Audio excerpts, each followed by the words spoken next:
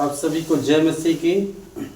और सबसे पहले मैं पिता परमेश्वर को धन्यवाद देता हूँ, एक सुंदर सा समय दिया और एक मौका दिया, इसलिए हम परमेश्वर को धन्यवाद देते हैं।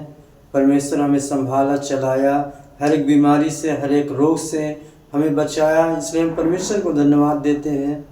और आइए वचन में जाने से पहले हम लोग प्रार्थना करेंगे ताकि परमेश्वर हमें आत्मिक बुद्धि दे और वचन से ताकि हम लोग बात कर सकें। प्यारे प्रभु जी, हम आपको धन्यवाद देते हैं पिता परमेश्वर। हम प्रार्थना करते हैं पिता परमेश्वर, जब वचन को बोलते हैं पिता परमेश्वर, आप हमें बुद्धि दे, आप हमें सामर्थ दे पिता परमेश्वर, ताकि हम आपकी इच्छा के अनुसार बोलने पाए। उद्धार कर दे यीशु के नाम से, आमीन। आइए हम लोग वचन को निकालेंगे। रोमियो की पत्री 10 अध्याय और उसका 17 हम लोग पढ़ेंगे। जो ये वचन हमारे लिए बहुत इम्पोर्टेंट है। यहाँ पर बताता है, अतः विश्वास सुनने से और सुनना मसीह के वचन से होता है। आज का जो मेरा विषय है, अपने विश्वास को कैसे बढ़ाएं, how to increase your faith. यहाँ पर बताता है कि एक सवाल यहाँ से हम लोग देखेंगे कि हम लोग अपने विश्वास को कैसे बढ़ाएंगे। और यहाँ पर एक और क्वेश्चन भी है, विश्वास कहाँ से आता है। यहाँ पर अगर हम लोग 10 का और 17 को पढ़ते हैं, वहाँ पर बताता है कि विश्वास कहाँ से आता है। विश्वास सुनने से आता है। यहाँ पर स्पष्ट बताता है, सुनना मसीह के वचन से होता है। कहने का मतलब होता है, जब कोई प्रचार करता है, जब हम उसको या पास्टर के द्वारा या किसी के द्वारा हम लोग जब देखते हैं, उस वचन को सुनते हैं और उस वचन हमारा जीवन में कार्य करता है, तो हमारा क्या होता है, जब हम वचन को सुनते हैं तो हमारा विश्वास एक अच्छा बढ़ता है। यहाँ पर स्पष्ट बताता है, विश्वास सुनने से और सुनना मसीह के वचन से होता है। स्पष्ट क्लियर बताता है। हम लोग देख सकते हैं, हो सकता है आप अगर गीत गा सकते हैं, आराधना कर सकते हैं, लेकिन जब तक आप वचन को नहीं पढ़ेंगे तो शैतान आपका मन को चोरी कर सकता है। इसीलिए बाइबल हमारे लिए बहुत इम्पोर्टेंट है। जब हम बाइबल के वचन को सुनते हैं तो हमें क्या करता है, हम हर एक चीज़ में हम लोग ग्रोथ करते हैं। हम लोग आत्मिक जीवन में ग्रोथ करते हैं, हर एक चीज़ में, एक्टिविटीज़ में करते हैं, और हमारा चाल चलन, हमारा बिहेवियर, हर एक जगह हम लोग आगे बढ़ते हैं। हम लोग देख सकते हैं। और एक मैं आप लोग को एक स्टोरी बताना चाहता हूँ। हम लोग देख सकते हैं, जो बुक ऑफ मार्क चैप्टर 5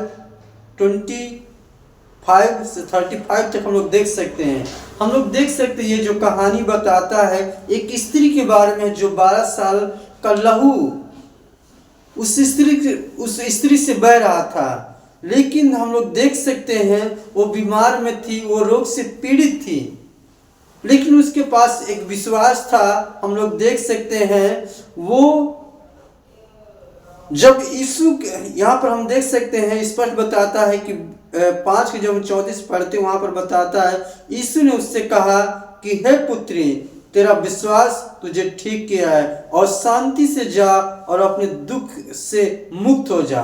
हम देख सकते हैं, जब यीशु मसीह के आंचल को छुई, उसका लहू तुरंत बंद हो गया और वो चंगी हो गई। और यीशु मसीह को पता हो गया कि मेरे शरीर से सामर्थ्य निकली हुई है। उन्होंने स्पष्ट बताया कि मुझे कौन छुआ है। उन्होंने डरते कांपते हुए गए, लेकिन उन्होंने बताया, उन्होंने छुपाया नहीं। और उसके एक विश्वास था कि जब मैं यीशु के आंचल को छू लूंगी, मैं चंगी हो जाऊंगी। और उन्होंने क्या किया, और वह चंगी हो गई। हम लोग देख सकते हैं। और एक हम लोग देखेंगे, जो मत्ती 7 का 24 में हम लोग देख सकते हैं, वहां पर बताता है,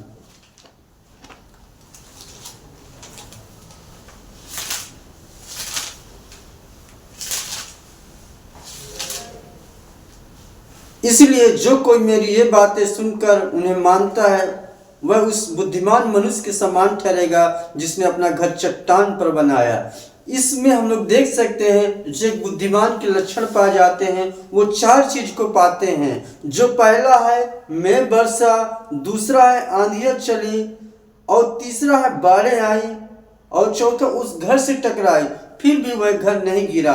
आज हम देख सकते हैं इस अध्याय में दोनों में, एक बुद्धिमान व्यक्ति में और एक मूर्ख में, दोनों में 4 चीज का ही जिक्र करता है। लेकिन जिन्होंने परमेश्वर के वचन पर विश्वास किया वो क्या हुआ, उसका घर भी नहीं गिरा, वो एक चट्टान के समान बना रहा। इसी तरह हमें भी क्या करना है, परमेश्वर के वचन पे बनाए रखना है और बढ़ते रहना है। और हम लोग देख सकते हैं नूह का जीवन में देख सकते हैं, नूह ने परमेश्वर को एक दर्शन दिया और उन्होंने उसको बोला कि नूह, हम लोग देख सकते हैं उस समय क्या था, पूरा पृथ्वी पाप से भर गई थी। लेकिन नूह एक धर्मी व्यक्ति था और वो खरा था, वो परमेश्वर की आज्ञा के अनुसार चलता था। हम नूह के जीवन से भी देख सकते हैं, नूह ने परमेश्वर को दर्शन दिया, उसको बोला कि तू जा एक जहाज बना, और नूह ने परमेश्वर की आज्ञा का पालन किया, उस जहाज को बनाया और वो जहाज टिका रहा। वो जहाज आंधी तूफान में बारिश हुआ, 40 दिन तक बारिश हुआ, लेकिन फिर भी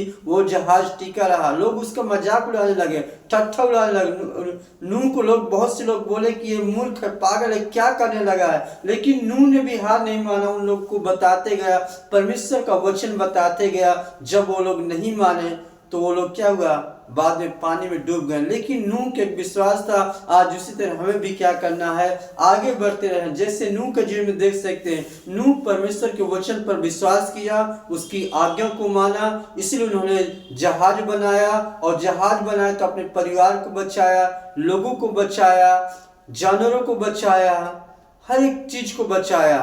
इसी तरह हमें भी क्या करना है, नूह के समान बनना है, एक बुद्धिमान व्यक्ति के समान बनना है, एक 12 साल के लहू के जैसे बनना है। जैसे वो स्त्री थी, उसका लहू बह रहा था, उन्होंने विश्वास किया और इसी को आंचल को छू ली और वह चंगी हो गई। उसी तरह आज हमें भी क्या करना है, हम जितने लोग भी मसीह विश्वासी हैं, हमें क्या करना, अपने विश्वास को मजबूत बढ़ाना, अपने विश्वास को आगे बढ़ना है, और इसी तरह धीरे धीरे हमें आगे बढ़ना है और हमें डगमगाने और पीछे नहीं हटना है। और ये वचन हम सभी को आशीष मिले, इस वचन के द्वारा आप सभी को आशीष मिले।